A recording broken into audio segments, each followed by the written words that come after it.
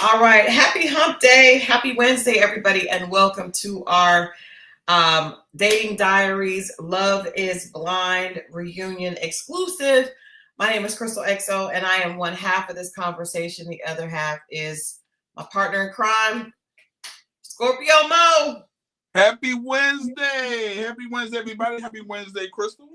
Happy Wednesday. Thank you for that. Man, how was your Wednesday? How was your hump day? Um, Very peaceful but productive. Okay. Okay. Yeah. And yours? You know, we're preparing for this Detroit trip, and I actually today I had made myself a plan because in order for me to wear the outfit that I want to wear, I've got to lose a few pounds. And unfortunately, today did not push me closer to that desire. So Yeah. you can't. Is it already sized? Is that the reason why? Well, it just doesn't fit quite right. I just need to lose. If I lose about 5 pounds, then it's gonna just slide on nicely. You could do And that. You could. I hope so. But today I didn't. Today did not push me closer to that. I went. Today pushed me further away from it. So I gotta buckle down. I gotta What does buckle that? down. What does that mean? It means today I had a few too many sweets. There you go. Yeah, I had a few too many snacks, and I was like, Crystal, this is not moving you closer to to to um to hosting. I don't have much time, DeQueasy. I only have until the 6th of November, so I got like a month and a half, a week and a half, a week and a half. Yeah, What up, please. everybody? Oh, Yeah, y'all hit the like button because we gotta get into tonight. But I want to take a few minutes to let as many people as we can get in the room before we get into this lackluster reunion. I felt it was what lackluster. you think? I mean, I think I have my reasons for why I think that. I feel like they zipped through things way too fast.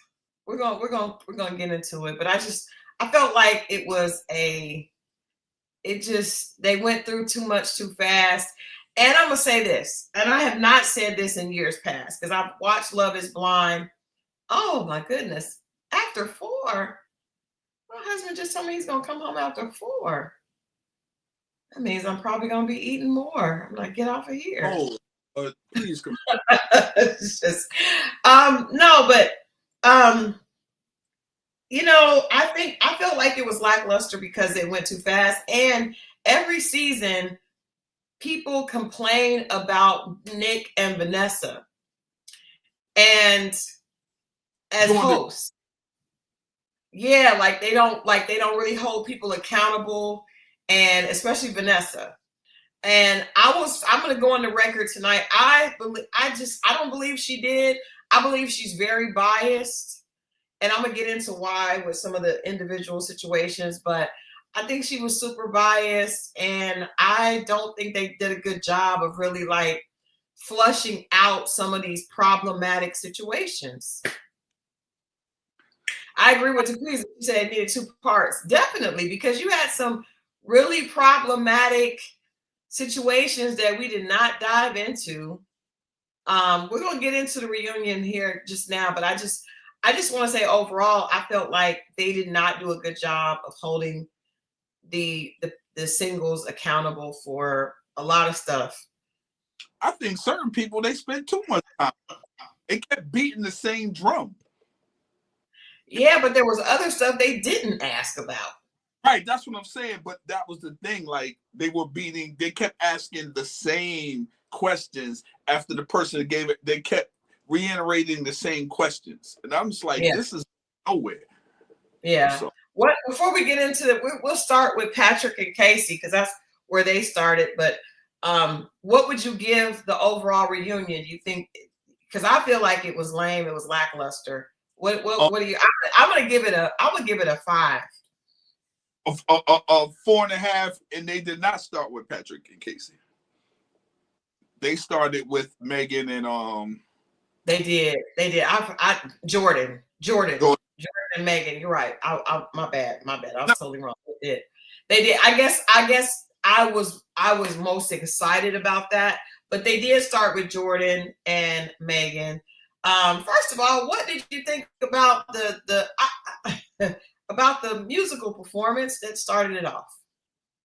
I like. I thought it was a cool way to bring them in. I like it. It was safe. It's one of them songs that, yeah, I like it. I'll just say that. I like it. All right. It definitely felt like a Love is Blind anthem. And I did like bringing them in individually to those songs. I like that. To that song. That song. That just sounds like a song that some by Black artists that all the white people know when they play at their spots. It's non-threatening. No, I like it. One of those songs. It was pop-ish. It had pop. Yeah, it was like a pop. But it had a little flavor with it. If you know, I dug it. I dug it. Yeah, I liked it too. I think that was one of my. I did like this part of that. This part of the reunion better this season than in other seasons where they're just in a studio. And, I like them coming in down the stairs. But let's go ahead and get into it with Jordan and Sparkle Megan. First of all, the rumors were true. People were saying that Megan, had a baby in a year and a half, and she indeed did. They asked questions to both of them. Obviously, they asked about, was the money the issue? How did Jordan feel about it? And then the fact that Megan is with, first of all, Megan did go out with Mike after they left the show, which we knew. We talked about that. We knew she was definitely going to try that out. What did you think about her explanation? Because I feel like Mike just did that for ego. You guys remember in the pods, Mike was the competition, Jordan's competition, older guy, had a little bit more money. He wasn't there. I thought that was odd that they didn't have a lot of the cast was missing. They just had the people that they really had issue with. We didn't see Anna, the Asian Anna, and we did not see Blake. Well, Blake came at the very end, but right. Mike wasn't there to kind of speak to that. But yeah, Jordan explained why he made the statement about he wished he didn't, introduce his son Luca to Megan, and she said that she wished he didn't feel like that, but he explained why he felt like that, and I felt like she should have understood. I felt like she should even have had a problem with that. Well, I understand how she could have took it personal, but at the same time, hearing him explain it, then you got to be fair to him. Like that makes sense. It could be anyone, not just her. You know what I'm saying? If it wasn't going to work, or at least, they had some real time in or whatever, and you do that, single mothers deal with it a lot. You know what I'm saying? So I would assume that she got it, and after that didn't take it personally. Yeah, she did. And I agree with him. I think that anybody on a show like this, specifically with a really young child like that, I don't think that I think it's irresponsible to introduce your child to someone that you're dating. But I also think he put Luca on all of us. I'm Luca. He did. He did. But I, you know what? I actually like Jordan even more after the reunion. I do, but you put even Luca before her getting to know you. He did. And you put it on all of us because you just kept on your mates, your castmates, and it was just a lot. And then it's like, Dad, well, we're getting to know more about him than we actually are about you.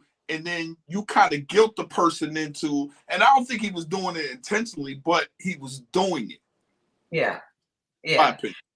I get what you're saying. We talked about that, about when people share their illnesses or just something they're dealing with that could be a little heavy. But I also want to ask you this question. For Jordan, who is fairly young, to be a single father and to have a child that is dealing with, an illness like that, do you think that that makes up a big part of who he is at this point? Because I would just say, from my perspective, I know when my kids were young, I was married until they were 9 and 12. But if I had been dating when they were like 4 and 5, I think the biggest thing of me, if you would have asked me who I was when my kids were that young, I would be a mother. I mean, the mother was the biggest part of who I was, because that was what was consuming me the most. So I think I understand what you're saying about, he did he did lead with that. He did talk about it a lot. But I also think that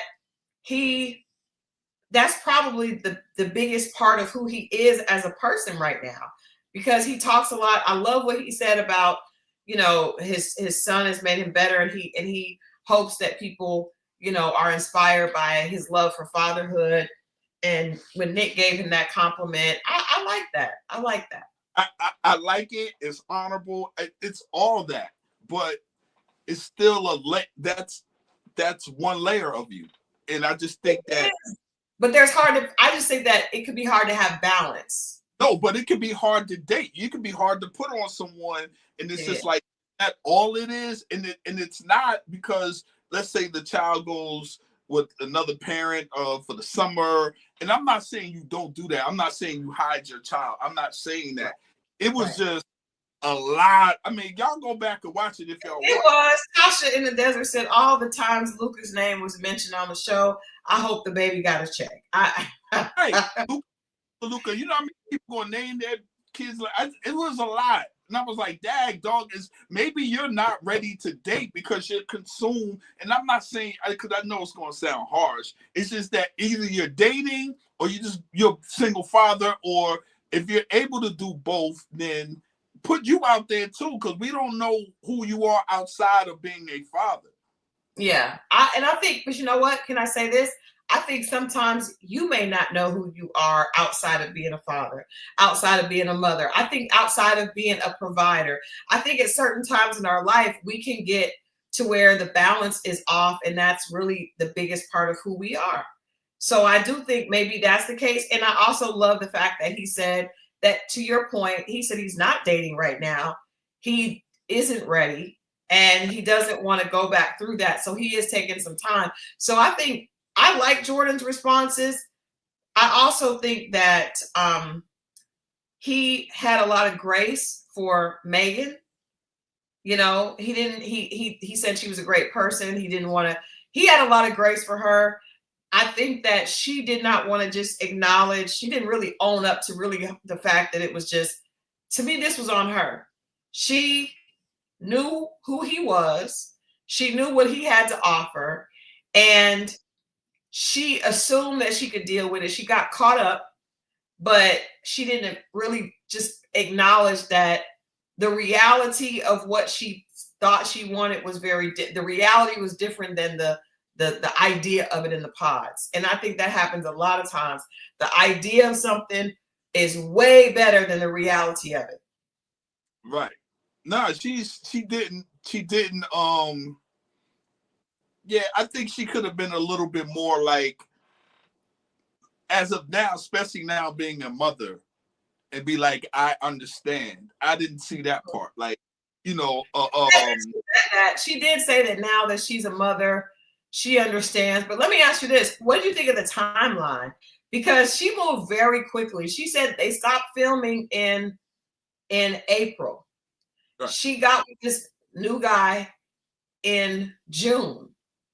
And then they got pregnant 3 months into dating. They're not married, but 3 months into dating. So I would say this: either Megan really, really, really, really wants to be married, which I do think is true with her talking about selling her $1.5 million home and moving. I think she really wanted to be married.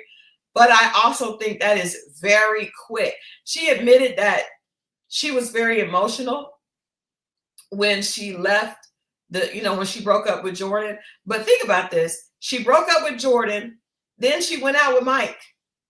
Mm-hmm. Then she moved on to this guy, and then she got pregnant. And Yeah, all of that happened. What is happening? I don't know. Sound like she in a rush for something. But I mean, it sounds like everybody was in a rush. She didn't get her own self pregnant. But I mean, listen, I'm curious to know what that brother does. Well, he looked like he was an older gentleman.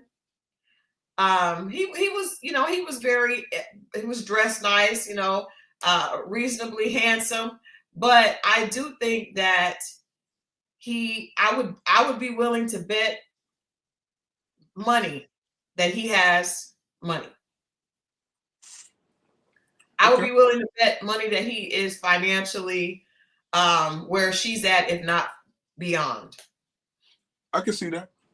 Yeah, I mean, he just looked the part. I mean, she went through a whole pregnancy, baby shower, and the baby looked like it's at least 3 months old. I mean, that's a lot. That is a lot to do in a year and a half. Yeah, she wouldn't have did that unless she knew she was at least, his finances were in order, at least to her liking. So yeah. I just think, I don't know. I think that a lot of times when people come off these shows, they are eager to prove that they can be in a relationship. Why are you laughing? No, it's true. It's true. Because I think that's the get back to the other person. I shouldn't say get back, but you don't want to come in there, or maybe you don't care. I wouldn't care, but you come in there and you didn't get the person, and then you still don't have nobody. Some people would look at that as you're the problem. Yeah, but I love when the story comes around, especially when they say, and there they are right there in the audience. Because when they don't say it like that, I'll be like, Oh yeah, I'm excited about one that said that. But to Marriott's point, she did already say that they had ups and downs. That's a given. I mean, anybody. Yeah, but again, the timeline. You break up with Jordan in April. You date Mike, and you get with this guy, and in 3 months into dating, you're pregnant, and she has not been pregnant, or at least she's not had children all this time. I don't think she just got pregnant by accident. I think that she was trying to, probably in herself, trying to get this family. Like, I want to add water. I want to add mix in water. Say what? How old is this lady? Let's look it up. Hold on. Let's see how old. I believe she's like 32, but hold on. Hold on.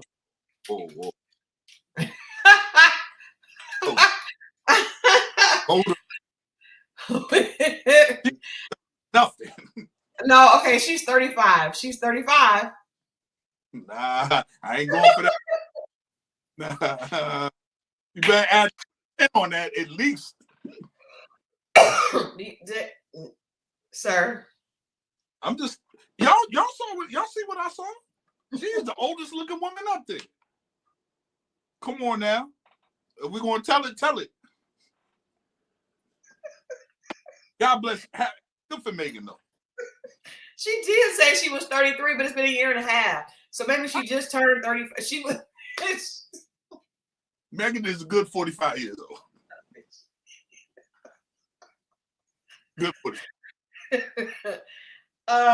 Scorpio Mo, you do know that that aging often looks different. See her friends, they all, and none of them look 30 nothing. Maybe late, maybe. At the time that she was in the, you know what? I'm picturing. Let's go back to this picture. Hold on, because I'm picturing when she was talking to Jordan. That does not look 33. That's what I'm saying. That doesn't look 33. Now he looked 33. Maybe. He looks actually more 37-ish. There you go. Yeah. But I also think there's a gap. there's a gap because of, cultural differences. By saying that in a politically correct way. I think the timeline is way too fast. I mean, realistically, I just think I think it's too fast. I don't know if her and this guy are going to end up staying together. We'll see. There'll be an update in a year. But I think that for you to get pregnant in 3 months after dating somebody, and you have lived at least 35 years on this earth without getting pregnant, you did that on purpose in some way. You were not protecting yourself because maybe she was trying to prove, not even just to Jordan, because I don't think Jordan, I mean, she left him. I think that the comments and then just being on TV, being in this situation, you want to prove that you are marriage material, that you can be a mother, that you can.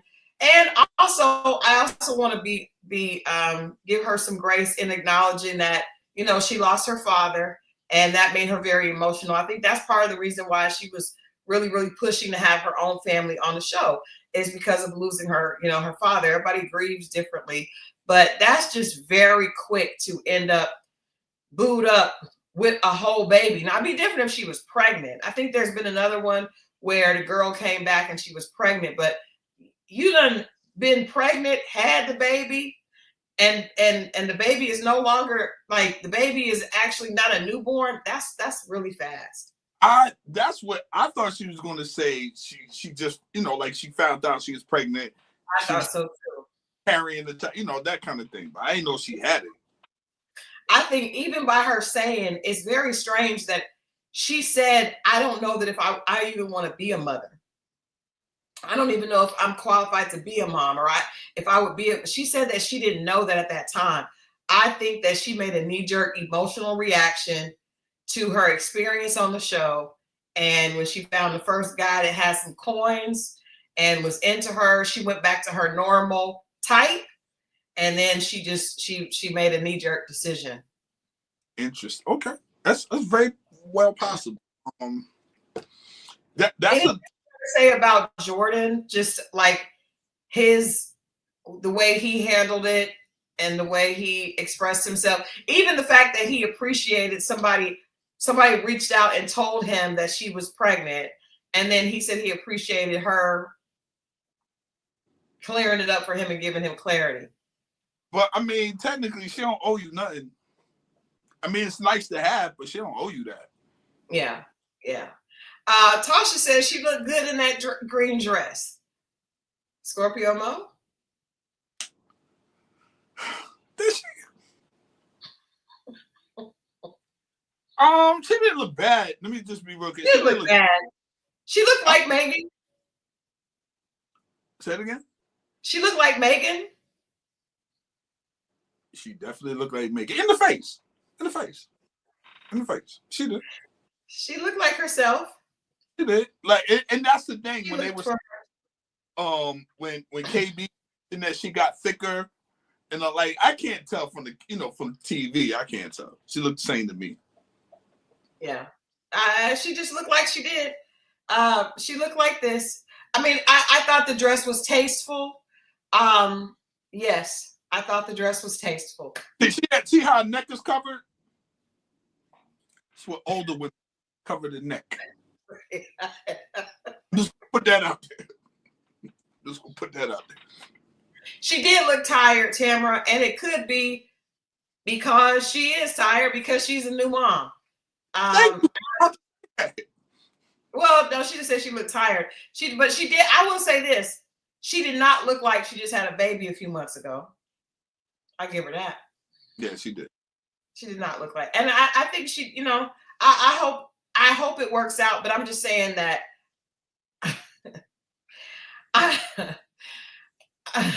I'm sorry. The chat. Hey, you there? Said I would never have thought her to have childbearing capacity. I just did not expect her to move that quickly. And I say this, I'm saying that because she seems like a woman that's been very strategic about her life up until now. And to make that quick decision to just go on a TV show, date this guy, then date this guy, then date this guy, and get pregnant. Like, that just feels like a lot of erratic movements. But it's a big decision. Well, it's here. I mean, they ain't going nowhere now. For 18 years, we're locked in and beyond. Yeah, you're still, that's going to be part of you forever. But God bless her, though, man. Yeah, I didn't have too much problem with them. My problem was coming up in the next couple. So after we talked to Jordan and Megan, we did get a chance to see Megan's new boo. He was there in the audience, bald head, dressed nicely, but definitely looks like he's in his 50s. 40s, late 40s, early 50s. I would say he dressed like up. He might be papered up. I'm pretty sure he is. Oh yeah, I'm sure he's paid. I'm absolutely sure. Absolutely sure. Okay, moving on to the problematic couple, Casey and Patrick. Patrick. This was the thing, exchange and all this stuff popping up. This was probably the most interesting. I'm gonna let you go ahead and just I want you to start because, and I'm gonna tell you why I want you to start. Because a lot of times on this platform, you try to have the men's perspective and try to have the men's back. I want you to look into the camera and share something with our friend Patrick. Patrick needs some male friends around him. He may need to go to the Scorpio Moe School of Manhood. I don't suggest many people go there. But I think Patrick needs to go. Here's the thing with Patrick, man. He's one of those guys that's really, really, maybe I don't even think this broken. No. But this is just one of those guys. A small part of me feels sorry for Patrick. Because Patrick did stuff. Huh? A small part? Yeah, because Patrick did some sucker stuff. I don't like what he did. He did something that I didn't like. And he called her out on doing it. And then she called out his stuff. And then he said, oh, well, I was just saying that. And I was like, nah, you can't do that, bro. You called her out. Give us clarity. Well, when they were talking about, was it Twitter or something? Oh, yeah, TikTok. Right. And what he has said something mean to her, but he didn't say that first. He called her out. But then when she pointed out his stuff, he kind of just blowed over it and, oh, that was nothing. And you know what I'm saying? I don't think that was cool because you didn't, and a lot of times because you don't think it affected the person like it did, then it ain't nothing. You know, she's one of these people that's hard to read. She barely moves her mouth. She has this still face. And it's just like, she almost talks like a robot, right? And then she doesn't have any emotion, it feels like. And she has this baby doll voice. And it's just like, nobody's really gonna, probably some white men feel sorry for her. But outside of that, no, women ain't. Black dudes ain't. I see what that is. But for you to call somebody out on something when you did the very same thing and she caught you and then you swept yours under the rug, I just don't think it was cool.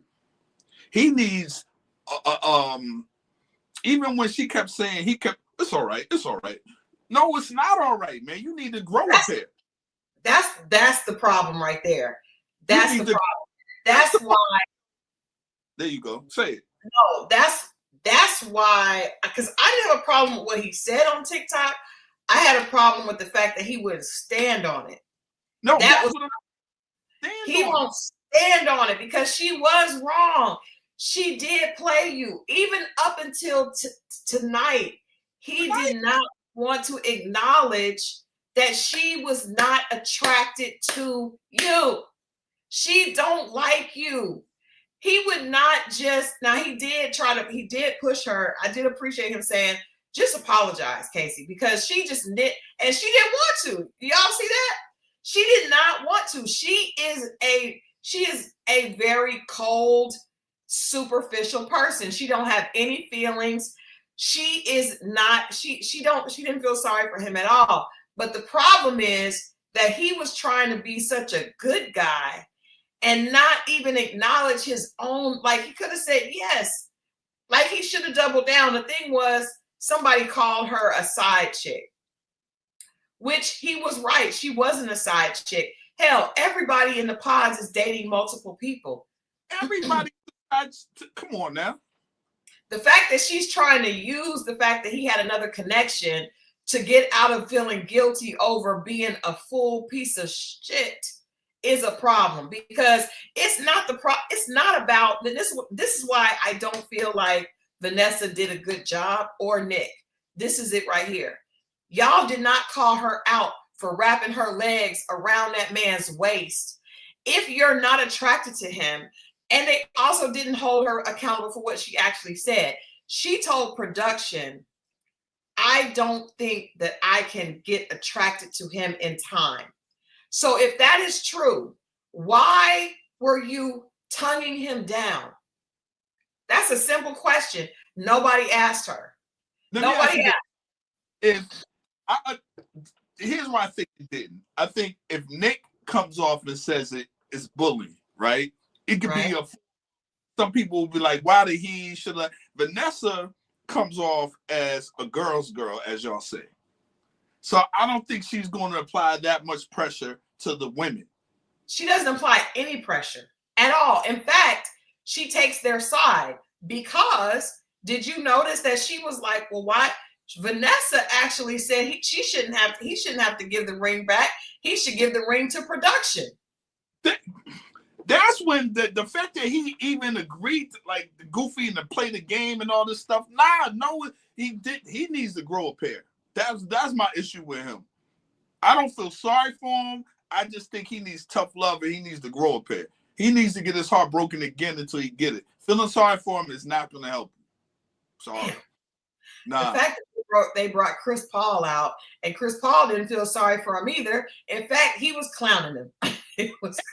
That's what I'm saying. Nobody's going to be like, dog, you see it. It's tough love at this point. Usually you do it to yourself. Your heart's broken.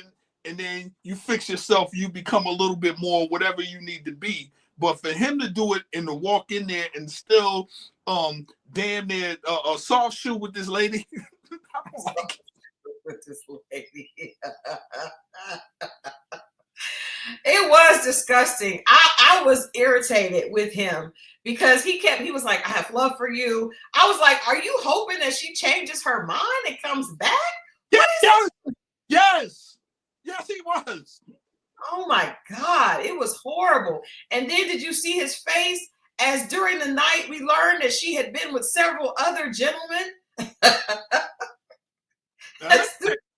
If he goes back and he ain't toughen up at this happens in real life now to the brothers who come real life. To the brothers who come late to the party, and you realize that young lady that you like been with the 3 members of the football team who you cool with, and then you still know it's the movie Last American Virgin. If anybody know that movie, you know what I'm talking about. He is the guy that took care of the girl and brought over. If y'all see that movie, that's who this brother is.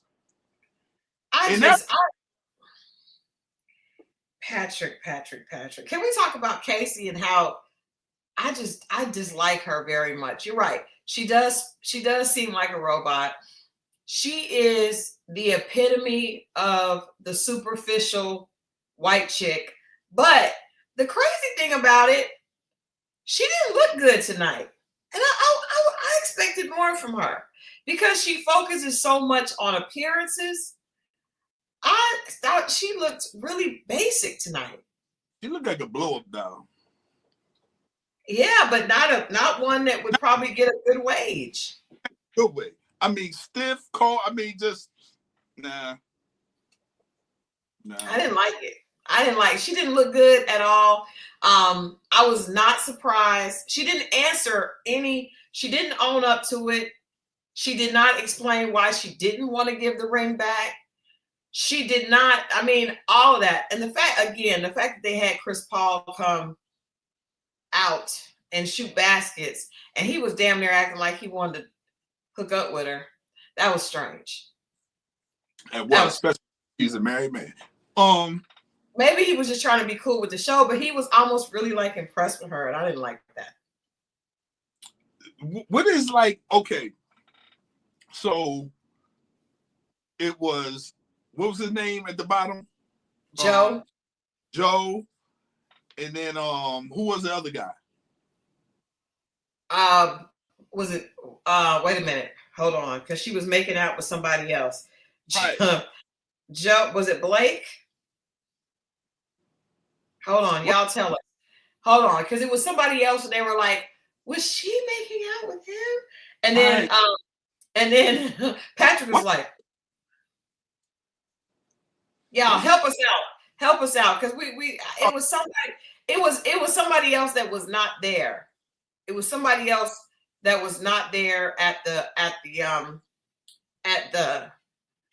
Brendan. Thank you, Brendan. Yes, Brendan. Brendan, who is Jordan's friend, who came out at the very end, who obviously did not want to be a part of it because he did not come on stage. He did not want to get into it. Did y'all notice that? But Joe, I was so not surprised. First of all, when Nick said, Casey, after this happened with Patrick, did you date anybody else? Joe's eyes got big. I knew immediately who it was because he looked so uncomfortable. And then you could see Madison was over there giving dirty looks. But this is the thing. I wasn't surprised that Casey and Joe got together because out of everybody besides Nick, they were the most superficial on the cast. All Casey cares about is looks, and all Joe cares about is looks. And it made sense for the two of them to get together and for it not to work. Now, we gave our girl Rose on Ready to Love a hard time for, having relations with multiple men on the cast. We have to keep that same energy with this chick right here, Casey. Because Casey, even if she didn't like Patrick, she still turned him down and wrapped her legs around him. If she will do that with a guy that she is not attracted to, what is she doing when she is halfway attracted? We know that she messed with Joe. We know that she messed with Brendan and probably other people as well. Because she's just... I knew Joe was on that type of time. He got the porn star mustache now. He got the old school 70s porn mustache. I'm like, what the heck is... I don't know. I didn't like it. But for him to be on the Botox wagon, and she's, I'm sure, on there as well, I was like, them two definitely, because they prioritize looks. The name of the show is Love is Blind, but I don't understand why people come on that show that know that they are extremely superficial and they're not okay. Maybe they are trying to break that. That's the reason why they're on the show. Do you think that was the case with Casey? Do you think that she was trying to break her superficial nature? I think more Joe than her. But Joe couldn't take it once he got there. He was trying to fight through it, and he couldn't fight through it. He's not ready yet. He was trying. That's what the struggle was. Yes. He was trying to fight through it and convince himself. And I've done it. I know that. Looked over at him and just be like, and try to fight through it, man. It's tough because I don't know. It's tough, man. But I'm not taking up for her. I'm not taking up for either one of them, especially her. Joe knew what he was doing. First of all, the fact that Madison said, "This is why my engagement was off," and he said, "Do you really think that's why?" He said, "That's why our relationship didn't work." What? You giving Casey too much credit. It was you. Well, I don't understand. She really doesn't. She may be almost as delusional as Patrick. Seriously, she's very delusional because he said he's never dated someone that was her size. And I think what he was talking about is the midsection up to the shoulder, right? Because she had small legs. But I think that's the area that he was speaking of. And there you are. but she said she couldn't understand it. And I think the delusion comes in here. And I need you to explain it. Because for him to continue to sleep with her, they kept being intimate. So it's hard to understand how someone is not attracted to you, but they can keep being intimate. But I would ask people to look at Casey and Patrick and see that someone can fake it for a while. But why would Joe keep sleeping with this girl that he's not really attracted to? It could be several reasons. The first reason that comes to mind is something you just said. You said from the waist up, right? I did. All he wanted was the waist down. So that's part of it. The other part is it's there, as a man. And don't get me wrong, that might have been part of him still trying to fight through it to see if he could do it. You know what I'm saying? I don't know how his performance was, don't care. But I don't want to shame anybody. If somebody's not used to something, they're not used to it.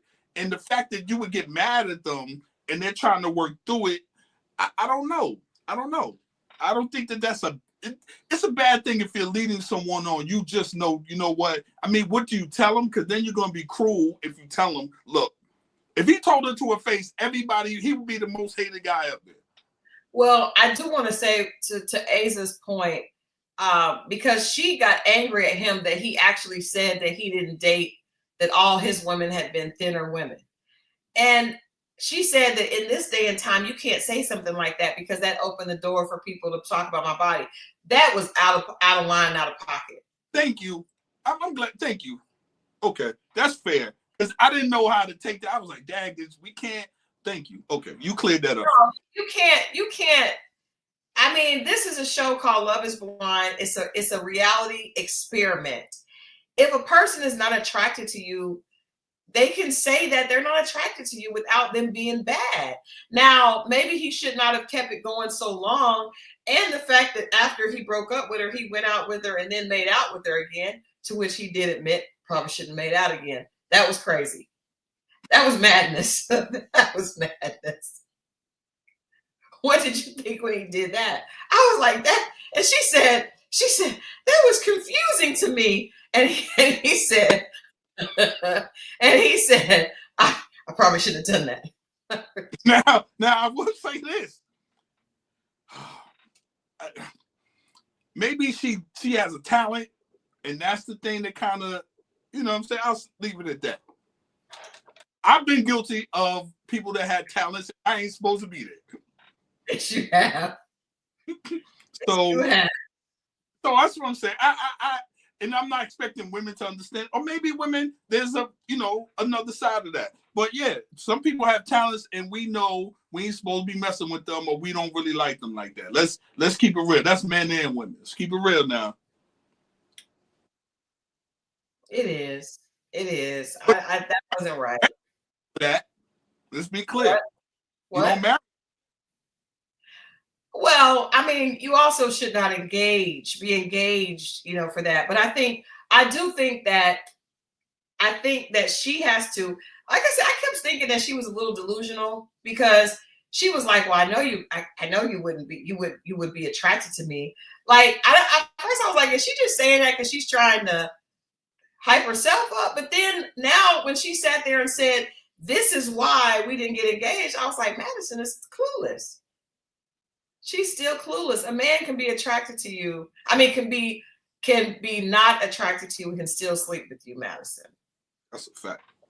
That's sad. And I'm so sorry that she, but she didn't seem to, she seemed the same, the girl Hannah a couple seasons ago that people said a lot about her. She looked like she did have an eating disorder and she came back very Yeah. small, very different. But Yeah. but it's not about the size. It may just be that that's not the size for that person, right? That's Because yeah, I think Joe probably wants someone that's more built like Casey and not her. But she has to understand that it's not because the other woman that you guys didn't end up together. And I feel like she was still, it's almost like she sounded a lot like Rose with that, you ruined this for me. You ruined, no, he didn't like you like that. He just wasn't into you. that's the way she's carrying it, like, bro, like everybody, you know, y'all destroyed this for me. She's carrying it like that. And that's not necessarily true. Now, Joe, I don't know about him and his new relationship. We don't know about this new person, but again, I was not surprised to know that he and Casey had connected, because I feel like he's just a very superficial person. I don't know that he was trying to get over it. I don't think I believe that. I think that he just was trying to be on TV, and he's trying to make the most of his looks because he's a reasonably attractive white boy. I think the woman that Joe has always been around.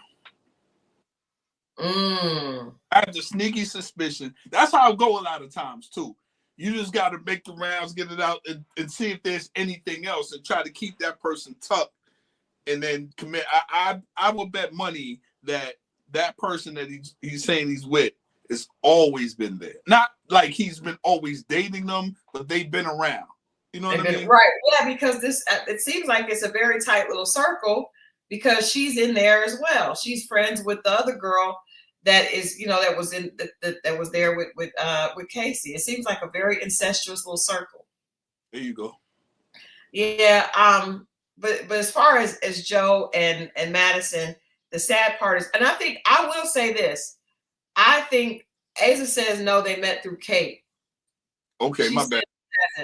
Well, in that case, I wouldn't expect this to last very long. Because if this is new for Joe, I just don't think Joe is ready to be in a relationship. I think Joe wants to be the girl and the guy. Not saying that he's a member of the LBC community. I'm not saying that. I'm saying that he's just very focused on himself. He's very self-absorbed. Okay. So I don't think men that are very self-absorbed make good boyfriends. I think they inevitably always choose what is best for them over the woman.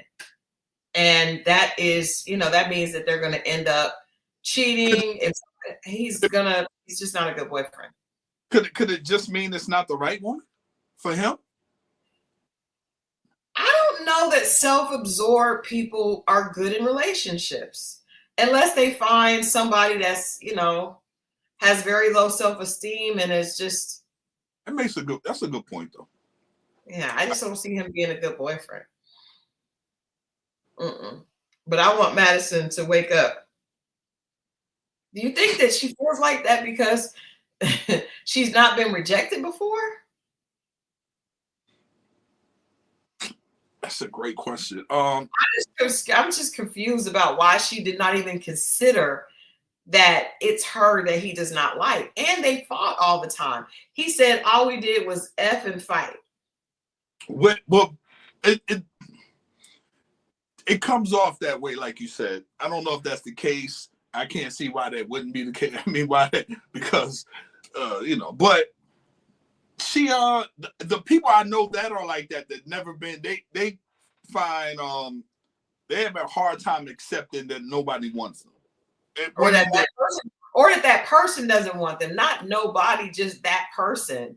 Like, she did not understand. She kept saying how cute Joe was, but she never could even fathom that he would not really like her. And then when she asked him the question, and we saw him stuttering, you remember that scene where he was like, I just keep connecting it. It's just not making it. I just, she didn't, most people would have been like, but she didn't even, it just. But I'm not going to lie though. To her defense, him coming back there, especially on that type of time, it can be confusing. Yeah. But watching the show, once you watch the show and you saw what he said to production. Clear thinking like, yo, okay, yeah. She watched the show with us. Right. And then she still sat on the sofa and said, "You are the reason that he didn't want my engagement failed." This man done said it out of his mouth, and you still you over here looking at KC. It was not. It made no sense. So I don't feel like she learned anything from it. He apologized to her. I will say, I think he's very self-absorbed, but I don't think he's a mean person. I think he didn't want to hurt her, and I think that's why he ended up. I think he was every day. He was looking at her. He was not attracted to her. He was trying to go along with it for the show. That's why when they went to go put them tuxedos on, he just broke out. It was like he was under pressure. You know how a pressure cooker just explodes? He was like, "I can't do this. I can't do this. I don't want her. You're not my person." There you go. You get closer and closer. Your anxiety, and you're touching the fabric, and this is real. This is like, oh, what am I? So yeah, he didn't want it. He didn't want to do it. But it's like, it's always. I tend to believe that nobody wants to come off mean, even though they wind up doing that. It's in some instances, there's no way around kind of looking like, especially the first hit, and then you back out. And so whether it's done, whether it's KB apologizing, like, I believe it is sincere, because nobody wants to, especially on national television. It's a hard thing to tell somebody that maybe they're not blindsided, but they'll be like, "Look, I don't want to do this no more." As many people could say, "Well, you shouldn't have did that," or "Why'd you do this?" or "This person doesn't feel sorry." That's not an easy thing to do unless somebody really burned you. You see what I'm saying? It's not. But I want to ask you this, and I want to ask the chat. You guys, let us know what you think. I agree with Anisha. She said he's a conflict avoidant. He definitely is a conflict avoidant, because he didn't want to tell her from the very first time they got in that they were at the honeymoon. Actually, when he first saw her, he didn't want to say that. When he first saw her. When the doors opened, he didn't want to say it. But let me ask you guys this: at what point on this show do we believe that people should say that?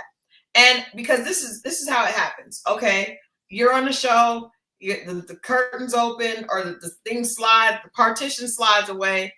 You don't like what you see at the other end. Okay. Yeah. They are excited to see you. Okay, you don't like them. I mean, should they tell 2 hours after, like Casey did? Because I don't think I would have had a problem if she said it 2 hours after. My problem was the fact that she kept kissing him while she was telling it. That was a problem. But some other people would say, if you tell the person right away, "I can't do this. This is just way too far out of what I'm attracted to," they're going to be hurt. And if you don't want to tell them it's because of physical looks, they're going to be like, "Well, what happened? We had this amazing connection in the pods." The person is going to force you to say it. So should you say it then? Should you try? Should you go on the excursion? You're in the house living with them. And I personally know how it feels being with someone that is around every day that you're not attracted to. You start to itch. You start getting antsy. The walls start to close in. Okay. So do you tell them in the beginning? You guys first get there, "I don't think this is going to work." I want you guys to think about it, because the person's going to be like, "Why? I don't understand." As much as we don't like KC, she did it earlier than anybody, and I don't like you said, the kissing on him and the fact and all like that was uncalled for. But outside of, I mean, how did you said something? Fail fast and could Yeah. I think you gotta fail fast and relate. That's why a friend of mine told me in relationships, fail fast, because you don't want to have feelings for the person if you keep going. I think the longer you go, you allow the person to have feelings for you, and then you start feeling more connected. You start feeling more guilt the longer it goes. I remember one of my girlfriends, she was with this guy she wasn't attracted to, and she was like, "I think my body is actually starting to be allergic to him." Like, for real, like, I'm starting to develop a rash because I'm so uncomfortable. But I've been like that too, where you just feel like, "Oh, this is just not," I'm looking at these certain things that I don't like, and that's all I can see. And it's just driving me crazy.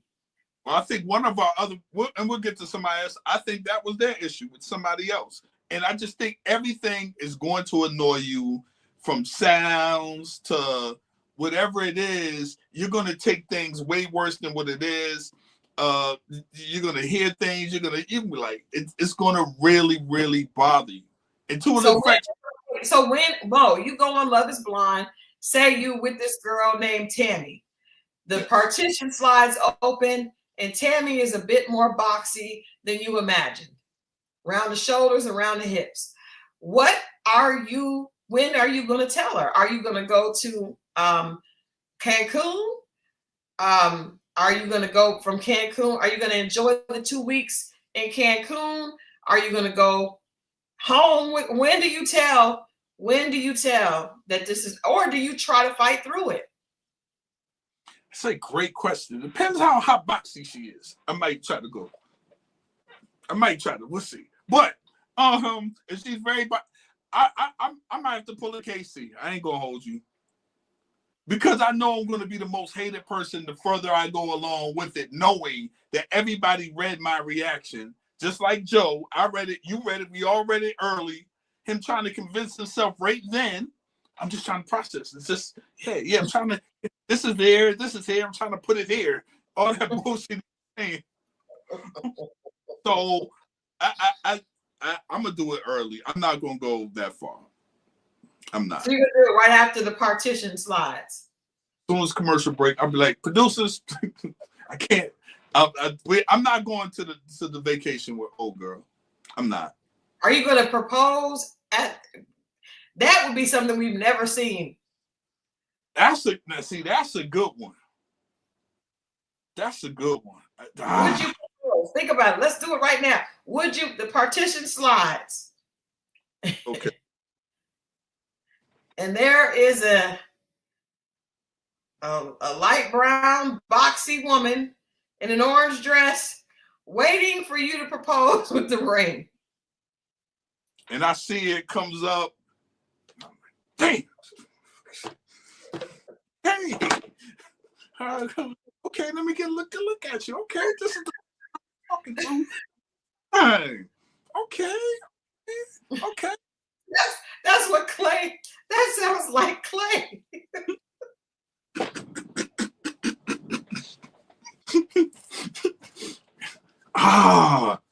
At that point, because they asked in the thing, would you be my?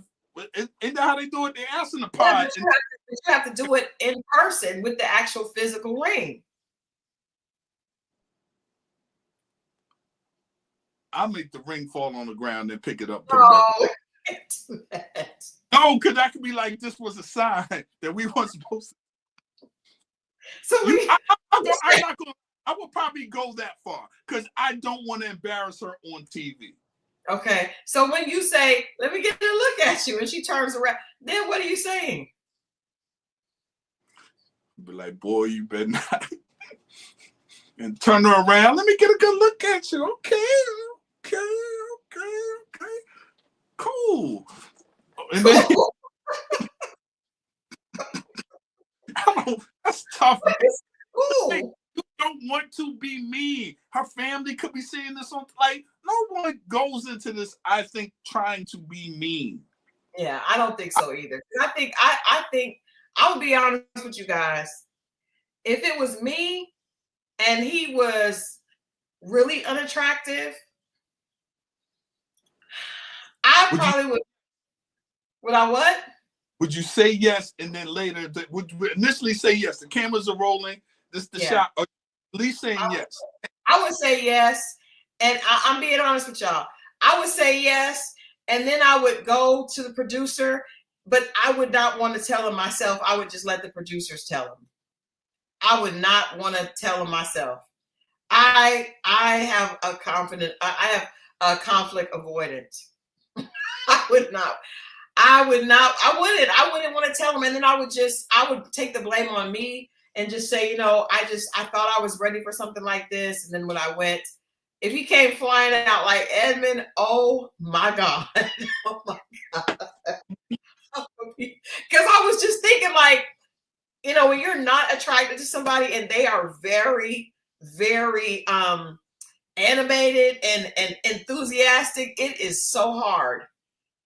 It is so hard. I remember, y'all, I remember one time it was a guy that I was trying, because I did go through a season where I was like, Christal, stop focusing on looks, and you have got to just get a good man, right? Just don't stop focusing on looks. So he had come to pick me up from the airport. I was coming back in town with a friend of mine from work, and he was like, he came in to get, he was like, "Damn, you look good." And he was being very sweet. That was very sweet of him to be. And she was just like, because she knew it wasn't my type. And I was just like, oh. I gave him a hug, but I could feel myself just being cringy. It was just because he was so excited. And I was just like, oh my God, it's making it worse and worse. Oh my God, it was horrible. But that's when I learned. I think everybody goes through a period of like what you can handle and what you can't. Because I did feel like, you know, when I was single, I did feel like, okay, well, maybe I should be open to a man that I'm not as physically attracted to if he treats me well. And this guy did treat me very, very well. But oh no. But even the treat you well thing could be like somebody could be excited about you initially and be all that. Everything kind of like evens out, and not that you are regular to that person, but then it's a sense of normalcy, right? Yeah. So much as we think that, you know, this person is beautiful, or how they think about me, that person would get used to you, and it's not so much of that. So, but the problem is, if you guys both start from here, then it kind of levels off. But if you're here, that level is gonna have a hard time. It's not gonna level. And I think it's hard, but I'm being honest. I would say yes, and then I would go to production, and then I would say I can't. But I would never vocalize that I wasn't attracted to them. I would just keep acting like it was me, because I wouldn't want to look like the bad guy. So you're not going in real life. I never wanted. I hope some of the guys I've dated never watch this channel, because I would never want to hurt somebody's feelings. There have been at least 2 or 3 people and that guy was one. Oh my God. I just was not attracted to him. There's been a couple of them. Yeah, I would miss the reunion. I would just go and keep lying. So you would take on the trip? I wouldn't go. I could not go on the trip. I would be just like, oh, I don't want. No. Did you see he was when they were in the pool? I saw. We were laughing because he was like, I'm just here and here, and I'm trying to get it. I was like, Joe. It's here, it's here. You're right here. It's right here. I would definitely lie. Y'all see how honest I'm being? I would lie because I wouldn't want to hurt the person's feelings, because I know how I would feel. You know, if somebody was like, well, Christal, you know. Good people, man. Nobody, I think, is going in there hurting people intentionally. I don't think most are good people. I think that we just don't like uncomfortable situations and looking like the bad guy. That's true too. I don't necessarily be such a good person. But I also think that's why you shouldn't go onto a show called Love is Blind if you know your love is not blind. That's a great point. Let's move on to another situation that pissed me off. Allie and Anton. I liked Allie even less.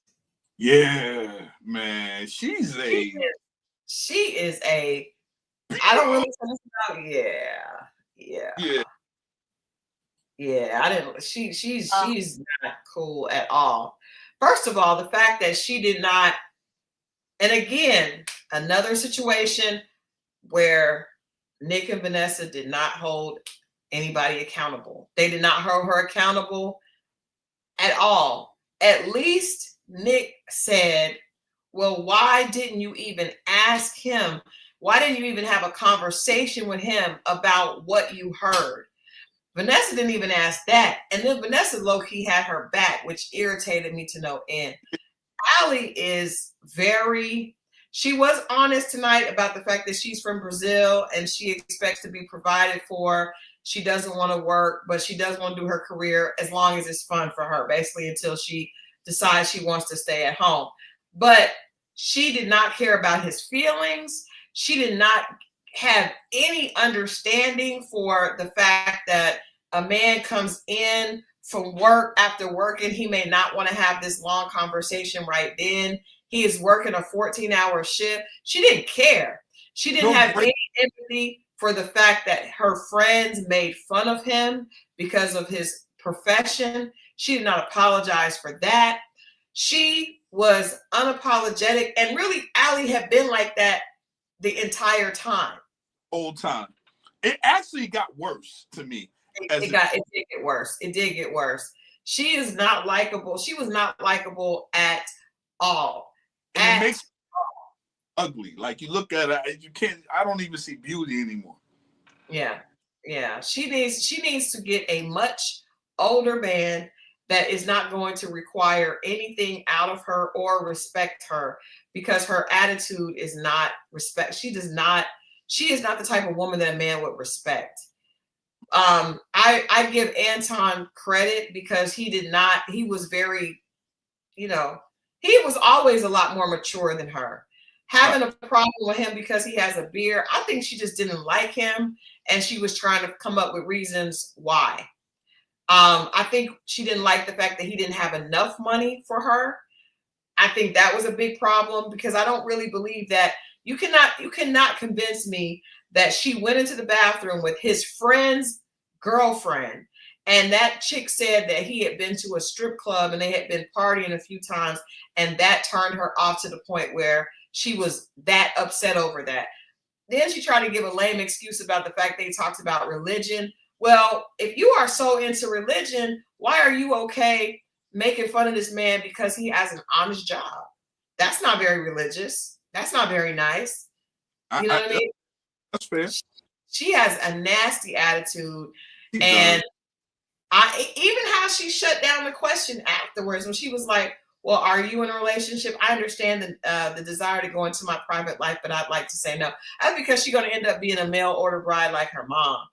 That is, she gonna find some rich man that just wants something to look at that she does not know because she does not have a personality. She basically tried to make him look bad by saying that he was, this pissed me off. She said, I wanted someone with this big personality that was a lot of fun, and he acted like that because he knew I wanted that, but he's not that at all. And he was like, well, I think it's kind of like real life, like working 14 hours and coming home. Like, he does seem like he likes to have fun. He and his friend, the hypocrisy of that, he and his friend obviously like to party, right? They like to have a good time, but they work. They actually work. You want to sit in the house all day and look pretty and not clean up and not do nothing. And then when he comes home, he's supposed to entertain you? I'm just about to say that. And then come home from 14 hours and entertain. She's not, the relationship, she's one of those people, the relationship is all about her. Nothing he wants, even the fact that he is paying the bills or whatever, it's not enough. And that it's not enough kills a lot of men that try. Mm-hmm. A lot of men do the best that they can or doing, paying the stuff, and it's not enough thing kills your spirit. And it's like that's a tough thing to spot because it's not enough turns into you're not enough. And you know what's sad about that? I feel like if she had said yes, he was going to still sign up for it, knowing that she was not at all the type of woman that he should want to be with. Why do you think he was okay with still being with her, even though, like you said, when they were trying to figure out what does Allie bring to the table, he didn't come up with anything. this is where the pretty thing backfires, because some dudes are staying there after everything else, the bad stuff is on the table. You try to justify and you're hanging around the pretty. Just like when we talked about, I talked about, I think it was last week, where the thing with the look, the finding someone you're attracted to is you have a little bit more patience. Mm-hmm. The reverse of that is you have more patience to deal with someone who's not good for you. You see what I'm saying? You know what it is, but you hang around longer and you're more patient to see if it's going to work when you know that this ain't it. And I've seen dudes suffer because she's pretty. And that's the other side to it, where even like people, especially even I'm about to say the outside looking in, but you feel disrespected, you hang your head low, you walk around on eggshells because of just pretty. Think how stupid that sounds. She also she said that she knew that he wasn't the one for her because of how his feet looked and he wore flip-flops. And y'all dead ass wrong, Netflix, because when the show went off, y'all cut back to the old scene of him on the beach with his flip-flops and her looking at him crazy. That was not nice. Netflix, that was cold. That was not cool. But I mean, but her attitude was disgusting. But she was trying to, everything is going to bother you. Mm-hmm. I wonder, I guess maybe she wasn't attracted to him like that. She must not have been. But I feel like the man that she gonna end up with is gonna be even less attractive. But she gonna justify it if he got the pepper. She is, but yeah, she actually tonight was worse than Casey. Casey was bad. Casey was bad because she did not want to apologize to Patrick for nothing. She didn't want to give that ring up, and she did not want to apologize. But the fact that she got the ring back was crazy. But begging for an apology, like you overdid. Like, don't give her that. Yeah, Chris Paul did. But no, Allie was worse to me just because she didn't. I mean, there was nothing. There was no time that she said anything. At least Casey did apologize. He did not. Katie said he learned his lesson and got with a better match. I did notice that, his woman that was in the audience, she might not have had the bells and whistles that Allie had. Yeah, do you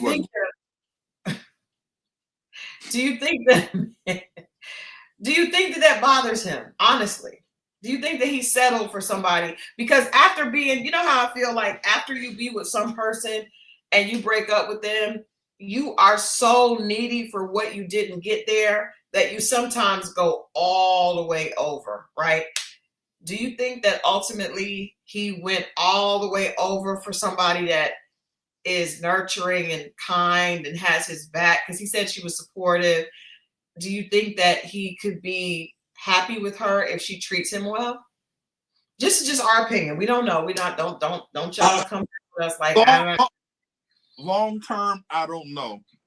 And I'll be very interested in seeing on like how he moves with her. Like, because is he going to the strip club more now? Is that not a thing anymore? Because it's like it depends, man. But in the beginning, you're 1000% right. You could be like, you know what? I just need someone, and then you get that. And we talked about once that thing settles, right?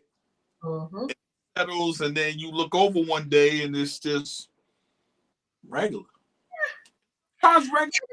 Everything gets regular, I think. But again, when you start from negative, right? See, that's what I mean. Negative, then going right. That's the difference. But I don't know. Somebody said he went back to Tasha said he went back to his league looks wise. Wow. She wasn't that bad, y'all. Come on now. She was just a little plain, but she wasn't that bad. Yeah, well, you know what? I will say this. I want to say this. She probably looked just like all the rest of the girls. She just didn't have a lot of makeup. You know what? Because some of these ladies look better than they did when, they was done up. Yeah, I think sometimes the makeup, because we know Allie is the type of chick that's always, she probably has had some work done. She's always made up. So this girl may look the same as Allie without the makeup on. There you go. There you go. I hope that, he seems more substance based to me. I liked his mom, Yeah. Actually, Allie's mom was cool, but Allie's mom has spoiled her and taught her that she deserves a rich man that can just kiss her behind. So that's the problem. But yeah, I hope that, because he seems like, I think he kind of came off as a really nice guy. Yeah, I like it. He was cool. Mm-hmm. Before we get to what we need to get to, I do want to say another thing I was disappointed in Nick and Vanessa with is that we didn't hear any accountability or really any explanation of this. We didn't talk to Annie and Nick. They did have them kind of chime in on another situation, and Annie acted like that whole scene of her begging him not to go didn't happen. Nick didn't take any accountability for being a superficial, just asshole. Like and we didn't really get into their relationship at all. Like they just, I don't know why. I think they cut it. I think they did, and they cut it. They could have, because it might not have been interesting. She looked way different, but her hair was still not good. Which is, I'm just saying, I was looking forward because she's a hairstylist. So why is her hair never right? Ever. She was almost unrecognizable. And he looks like he uses Botox as well. Yeah. He did apologize to everyone, but he said when he talks, it sounds like BS. It sounds like a script. It does not seem genuine. I don't believe that he was genuine about anything. I think he knows he just wants to get out of it, and he wants to say enough to where you don't have a response to come back to that. But he's just one of those guys. It's never going to come. He tried, but it's just never going to sound authentic. Because he's not. Because he really isn't. The way he broke up with her showed his true personality. He realized the errors. He was like, she called him out and was like, no. You see her rolling her eyes while he's, She did look like she was around 50 years old. But she looked like that on the show. That part was consistent. It's just the hair that was different. Because I kept saying, why does she have these lines in her face at this young age? But okay. And no disrespect. I don't, I'm just saying, they were. She said, if that is, or whatever she said. She's like, this little thing. I mean, listen, man. She was passive aggressive, though, because she just didn't say what it is. Like, just say that, first of all, you did way too much. Right. And you created this relationship with this man that was not really, and she did say that she looked back on it, she realized she was doing everything. But it just wasn't, I don't feel like they got into their relationship enough. You're probably right. They probably did cut it because it just, he's never going to be honest and vulnerable. He's going to keep this plastic facade up. Well, I should not have done that. I'm just, He's going to say everything. He's going to say all the right things to where it takes away the other person's ability to say anything, but nothing gets solved. So I thought, but again, that's on Nick and Vanessa. I feel like they didn't hold anybody. Nick just be trying to like, hey, how you? I mean, he just wants to be cool with everybody. And you're probably right. A man couldn't really go in, but Vanessa does not hold anybody accountable at all, except occasionally a guy. Now, this last situation, I disliked even more Vanessa. I also want to say, we know that Mo is biased in this situation because you are. You got to hear what I'm going to say about this. But she did. Okay, KB did look the prettiest out of all the girls. Damn right. She did. She did. She did. Eyes. She did. She looked very pretty. And Edmund looked the same. Let's get into it. Let's do it. She's still not saying what it is. She knows she's making excuses, but like I was saying with the other couple, she wasn't feeling them like that. It was different from her norm, and everything he did irritated her. And to me, I was just wanting her to say it. And she kept making excuses.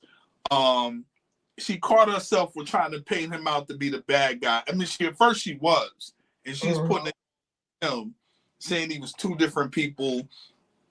And right before the cameras start rolling, then he'll switch. And I told you right before, the thing, she's not attracted to him. And the fact that she's not attracted to him, she doesn't respect him. When she was talking about all the motion he was doing, because obviously she wound up seeing the show, she didn't see that.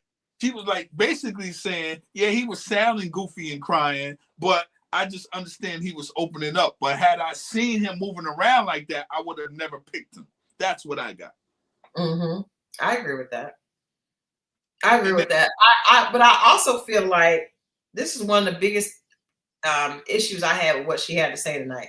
First of all, the fact that you're right, she came prepared to paint him out to be the bad guy with the paper down in her dress. But to say that he was crying, first of all, for a social worker to say that somebody was crying to manipulate them, and then she said he was making her look like an angry Black woman on camera. Yeah, what? She did that card out. Yeah, I was like, I was like, girl, why would you say? I'm so sick of people saying stupid stuff like that. First of all, you didn't have to bring that into it. You really did. You brought that up because you look like that, but he cannot make you look like that. She said, you did this, and that made me respond to you, and you made me look like an angry Black woman on camera. Girl, you sound crazy. You sound crazy. How can someone make you look like an angry Black woman on camera? If you acted like one, that's just a representation of you. That's a representation of you. I felt like Edmund, even when he responded, I feel like that's why she backed off. He does not have the mental bandwidth to go back and forth with her, right? She was saying all this stuff about him, and he was just like, KB was just the best girl. I would never have gotten a girl like you if not for the show. I really liked you. I was trying to do better. You did say that. You did say that he would never have gotten a girl that looked like her if not for the show. But I just feel like listening to him tonight, he's not trying to be manipulative. He just doesn't have the mental ability to give you what you want because, number one, he's still dealing with so much trauma. She never acknowledged that a lot of what he has dealt with has resulted in him being the way he is. All she cared about was, you did this to me. And I'm like, this dude does not have the ability not to do that. And again, I feel like the producers were wrong because not even Nick now they did try to, Nick did step in, and I applaud him on saying, well, do you think that maybe because of everything that he went through, that his crying was not necessarily trying to be manipulative? But she said two things can be true because she still felt like he was trying to do that. What she really felt like is she showed her true colors on camera and she didn't like the way that looked afterwards. Because I kept saying she keeps berating him and beating him down because if he's really doing what you say, stop talking. Walk out. Leave it alone. She didn't want to leave it alone because she wanted to stay on TV. She didn't want to leave it alone. She didn't want to leave it alone. You said what? She's going to get fired. somebody reprimanded, because for her to be a social worker, she lacks empathy. Even if you felt that way, to get that on camera and to make it worse and expose somebody, you will worry about looking like the angry black woman. They can't show what you have been, what you're not doing. Right. If but that, I told you to stop making me look like that. What? That was wild to me. It was. That was unfair. And she was naming the incidents, you know, when I guess they were first coming into a department, and then when they went hold down or whatever it was, and in the car before they got in there. And I mean, I did, and I'm guilty, because I'm just like, now he's just turning it on. And at times it did feel like that, because it felt like he didn't have nothing else to say, so he went back to like being a 7-year-old, and that's an issue. But that's what he does. Like Nick said, to deal with his trauma, he doesn't deal with stuff.